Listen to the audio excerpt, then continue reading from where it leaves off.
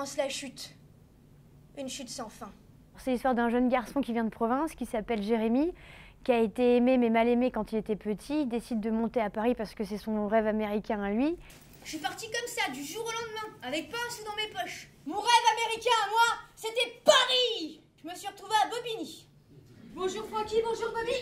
Ça fait 6 ans que mon visage porte un sourire de pute à des gens qu'on croirait qui me méprisent. Il rencontre une fille dont il tombe amoureux, elle tombe amoureuse de lui aussi. Ils sont pas du tout du même milieu ni du même âge et ils ont pas la même culture. Personne n'avait jamais posé des yeux sur moi comme ça. Non, personne. On l'appelle Sahar. Son ventre était vide, il fallait bien le remplir, son ventre.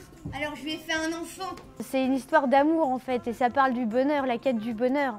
Est-ce que quand on a vécu des choses difficiles et qu'on n'a pas eu le droit au bonheur, on peut y accéder? 2 enfants, c'est pas des boulets qu'on traîne à ses pieds, mais une béquille sous chaque bras qui aide à avancer. Ferme ta gueule! Ferme ta gueule, sinon je te casse la bouche! Je suis née le même jour que Jésus. La preuve que ça porte pas bonheur d'être né le même jour que lui, on est des persécutés tous les deux. Et l'avantage d'avoir un très bon metteur en scène, c'est que Ladislas a mis beaucoup d'humour dans la pièce. Donc on alterne entre le rire et l'émotion. Tu fais comme ton père, quand tu aimes, tu détruis. Je t'en supplie, ça, viens me chercher! J'ai menti à ça, et je me suis menti à moi-même pendant 3 ans. Ces 3 années de mensonges, ça a été les plus belles années de ma vie.